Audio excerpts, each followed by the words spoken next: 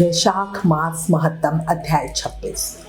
जय श्री राधा कृष्ण। वैशाख मास में सूर्योदय से पहले स्नान करना सभी जन्मों के पापों को नाश करने वाला और आरोग्यता देने वाला माना गया है। जीवन में प्रभाव बढ़ता है, आंतरिक आनंद मिलता है, इससे बुद्धि शुद्ध होती है, इरादे सुंदर होते हैं। इसीलिए सबको वैशाख मास में कुछ ना कुछ शुभ कर्म जरूरी करने चाहिए। आपने अभी तक वैशाख मास का उपयोग नहीं किया तो अभी भी मौका है।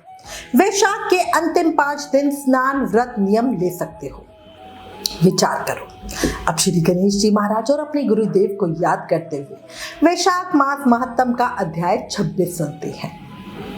जय गणेश जय गजवंदन, कृपा सिंधु भगवान, मूसक वाहन दीजिए, ज्ञान बुद्धि वरदान। बोलो गणेश जी महाराज की जय। गुरु की कृपा हो शिष्य पर, पूर्ण हो सब काम, गुरु की सेवा करत ही मिले ब्रह्म का धाम। बोलो गुरुदेव महाराज की जय। वैशाख मास महत्तम के अध्याय 25 में वैशाख की अंतिम 3 तिथियों का महत्व जाना था। अब आज इस अध्याय में ऋषि वाल्मीकि के पूर्व जन्म का वृतांत सुनेंगे। शुरू करते हैं। राजा श्रुतिकृति बोले, हे मुनिवर, मैंने वैशाख के फलदायक सब धर्म सुने, परंतु सुनते सुनते अभी मेरी तृप्ति नहीं होती। इसीलिए भुक्ति मुक्ति के दाता भगवान विष्णु को प्रसन्न करने वाले दिव्य धर्मों का वर्णन कीजिए। राजा के इन वचनों को सुनकर अति प्रसन्न हो श्री शुद्धदेव जी बोले, राजन, मैं पाप को नष्ट करने वाली एक कथा कहता हूँ, तू चित्त लगाकर सुन। ये वैशाख के धर्म संबंधी कथा मुनियों द्वारा प्रसिद्ध है। पंपा के तट पर कोई शंख नाम से प्रसिद्ध परम यशस्वी ब्राह्मण थे, जो बृहस्पति के सिंह राशि में स्थित होने पर कल्याणमयी गोदावरी नदी में स्नान करने के लिए गए। मार्ग में परम पवित्र भीमरथी को पार करने के बाद दुर्गम, जल शून्य और भयंकर निर्जन वन आया, जहां ना कोई मनुष्य था ना जल था। वैशाख का महीना था और दोपहर का समय था। वो तेज धूप से दुखित हो किसी वृक्ष के नीचे जा बैठे। उसी समय कोई दुराचारी व्याध यानी शिकारी हाथ में धनुष लिए वहां आ गया। उसने ब्राह्मण को देखकर बांध दिया और उनके सूर्य के समान चमकते हुए कुंडल, जूते, छत्र, रुद्राक्ष की माला, कमंडल सब छीन लिए और फिर उनको छोड़ दिया। तब वो ब्राह्मण उस दुष्ट से छूटकर नंगे पांव धूप से जलती हुई रेत में चलने लगे। पांव जलने से वो बहुत व्याकुल होकर बैठकर हाय हाय करने लगे, जिसको सुनकर वो व्याध शीघ्र ही उनके पास आया और मुनि को दुखी व्याकुल देखकर उसके हृदय में कुछ दया उत्पन्न हुई और सोचने लगा कि इनके नए जूते तो मैंने ले ही लिए हैं, इसलिए उसने उस ब्राह्मण को अपनी पुरानी जूतियां दे दी। उन जूतों को लेकर ब्राह्मण अत्यंत सुखी हो व्याध को आशीर्वाद देने लगे कि तू सुखी हो, तूने वैशाख में जो ये दान दिया है, इससे तेरा सौभाग्य उदय हो गया, जिसके प्रभाव से भगवान विष्णु भी प्रसन्न हो जाते हैं। ब्राह्मण की ऐसी बात सुनकर व्याध अत्यंत विस्मित हो ब्राह्मण से बोला, हे महाराज, मैंने आपकी वस्तु लेकर पुरानी दी है, भला इसमें मेरा क्या पुण्य है? हे ब्राह्मण, वैशाख धर्म क्या है और हरि कौन है, ये सब आप मुझसे कहिए। व्याध के ऐसे वचन सुनकर मुनि शंख प्रसन्न हुए और वैशाख की प्रशंसा करने लगे कि सब धर्मों का फल तो जन्मांतर पे मिलता है। जन्मांतर मतलब मरने के बाद जो दूसरा जन्म होता है वो। पर वैशाख में इस पापाचारी दुर्बुद्धि दुरात्मा व्याध ने जो दान दिया है, उसके फल से तत्काल ही उसे सद्बुद्धि मिल गई है। तभी वो वैशाख के विषय में जानना चाहता है। संपूर्ण दान, तप, बड़े बड़े यज्ञ तथा तीर्थ यात्रा करने से भगवान विष्णु उतने प्रसन्न नहीं होते जितने वो वैशाख युक्त धर्म करने से प्रसन्न हो जाते हैं। इस माधव मास में जो पुण्य बहुत थोड़े से शुभ कर्मों से मिल जाता है, वो पुण्य बहुत अधिक खर्चा करने या दान करने या धर्म यज्ञों के करने से भी नहीं मिलता। इस मास में ताप नाश करने वाली पादुका तूने मुझको दी है, जिससे भगवान तेरे ऊपर प्रसन्न हो गए। अब तुझे कल्याण की प्राप्ति हो गई। जब मुनीश्वर ऐसा कह रहे थे उसी समय मृत्यु द्वारा प्रेरित बड़ा बलशाली सिंह व्याध का वध करने के लिए अत्यंत क्रोध करके दौड़ता हुआ आया। बीच में सिंह ने दैव योग से देव कल्पित एक हाथी को देखा और पहले उसको मारने का यत्न करने लगा। उस वन में दोनों सिंह और हाथियों का बड़ा भारी संग्राम हुआ। दोनों थक कर गिर पड़े और दोनों एक दूसरे को देखते हुए पड़े रहे। दूसरी तरफ जब शंख मुनि व्याध को वैशाख के विषय में बता रहे थे, दैव योग से उन दोनों ने भी वो सारी कथा सुनी, जिसके सुनने मात्र से उसके शरीर निर्मल हो गए और वो दोनों सब पापों से छूटकर तत्काल पशु योनि त्याग कर स्वर्ग जाने को तैयार हुए। वो दोनों मुनि के सामने हाथ जोड़कर खड़े हो गए। उन्हें देखकर मुनि ने पूछा, तुम दोनों कौन हो? तुम्हारा जन्म दुष्ट योनि में क्यों हुआ? अकारण ही वन में एक दूसरे को मारने को तुम क्यों तत्पर हुए? बताओ तुम्हारी मृत्यु कैसे हुई? ये सब कथा विस्तार पूर्वक मुझसे कहो। मुनि के ऐसा कहने पर वो कहने लगे, मतंग मुनि के दंतिल और कोलाहल 2 पुत्र हुए। श्राप दोष से उनके नाम हुए। हम दोनों वही हैं।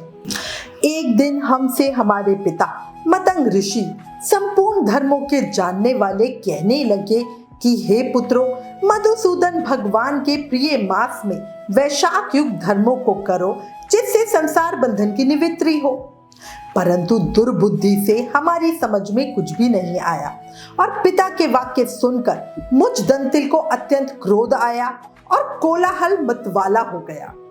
तब धर्म की लालसा वाले हमारे पिता ने क्रोधित हो हमें श्राप दिया और कहा, हे दंतिल, अपने क्रोध के कारण तू सिंह होगा और मतवाला कोलाहल हाथी बनेगा।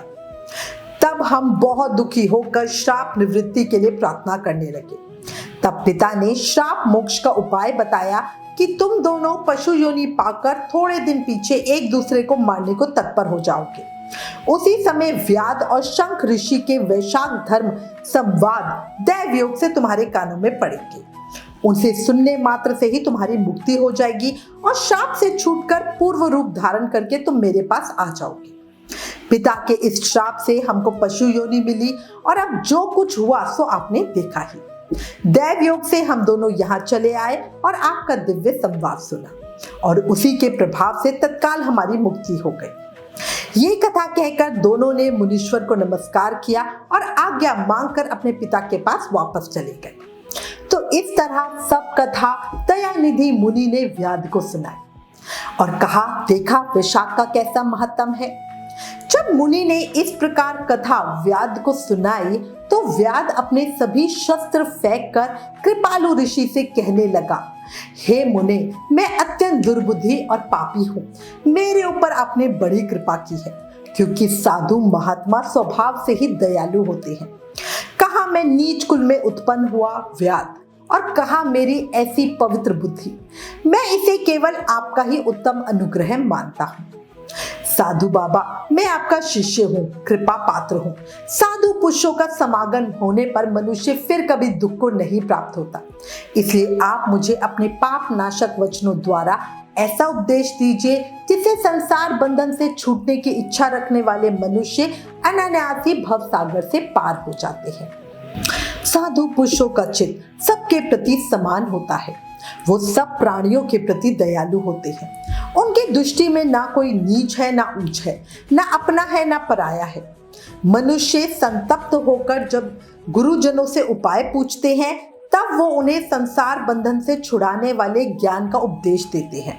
जैसे गंगा जी मनुष्यों के पापों का नाश करने वाली है, उसी प्रकार मूढ़ जनों का उद्धार करना साधु पुरुषों का स्वभाव माना गया है।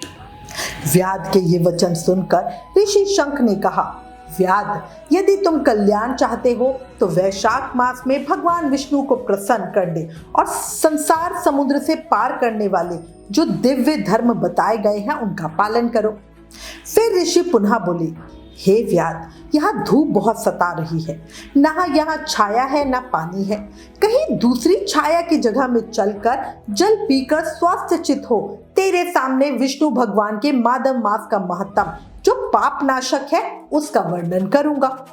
मुनि की यह बात सुनकर व्याध वहां से थोड़ी दूर पर एक निर्मल सरोवर पर उनको ले गया, जहां पर जल के जीव बगुला, राजहंस आदि सरोवर में शोभा दे रहे थे तथा कुमुदनी, कोकनद आदि अनेक प्रकार के कमल शोभायमान हो रहे थे।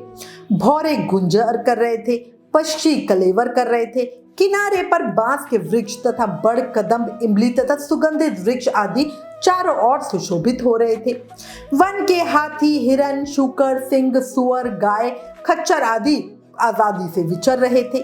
बंदर, लंगूर आदि छलांगे मार रहे थे। प्रचंड पवन के वेग से वृक्ष झुक रहे थे। मुनि ने उस रमणीक सरोवर में जाके स्नान किया और वस्त्र धारण कर नित्य कर्म पूजन आदि किया। फिर देव पूजा करने के बाद व्याध के लाए हुए स्वादिष्ट कैद के फल खाए। मुनि शंख जब खा पीकर सुखपूर्वक विराजित हो गए, उस समय व्याध ने हाथ जोड़कर कहा, हे मुनि, किस कर्म से मेरा तमोमय व्याध कुल में जन्म हुआ और किससे ऐसी सद्बुद्धि तथा महात्मा की संगति प्राप्त हुई? हे प्रभु, यदि आप ठीक समझे तो मैंने जो कुछ पूछा है या अन्य जो भी बातें मेरे जानने योग्य है वो सब मुझसे कहिए। वैशाख मास महत्तम अध्याय 26 संपूर्ण। कल अध्याय 27 में आगे की कथा सुनेंगे और जानेंगे कि ब्राह्मण ने व्याध के प्रश्नों का क्या उत्तर दिया। अब इस अध्याय में स्पष्ट है कि बाकी सबका फल हमें बाद में मिलता है, बस वैशाख मास अकेला ऐसा है जिसका फल हमें तुरंत मिल जाता है। इसीलिए सबको प्रयत्न से कुछ ना कुछ शुभ कर्म जरूर ही करने चाहिए। और अंत में याद रखो, क्षणभंगुर जीवन है पखले, कर ले प्रभु का ध्यान रे, ना जाने कब देह का पंछी कर जाए प्रस्थान रे। ये याद रखो, मन में बसा लो, जीवन का कोई भरोसा नहीं है, इसलिए अभी भी समय है। ज्यादा से ज्यादा नाम जाप करके जन्म मृत्यु के चक्र से मुक्ति पालो। और बड़ा सरल उपाय है, कलयुग केवल नाम आधार। सिर्फ नाम जाप करके भक्ति, शक्ति, मुक्ति, प्रेम सब पाया जा सकता है। इसीलिए हर समय, हर पल, हर सांस के साथ प्रेम से, मन से, भाव से जप करते रहो और बोलो हरे कृष्ण कृष्ण कृष्ण हरे हरे, हरे Ram Ram Ram Hare Hare. Please in videos को ज्यादा से ज्यादा शेयर करके वैशाख मास के प्रभाव को सबको बताओ। अपने शास्त्रों का ज्यादा से ज्यादा प्रचार करो, ये भी एक सेवा है। Please like, share and subscribe. Thank you. जय श्री राधा कृष्ण।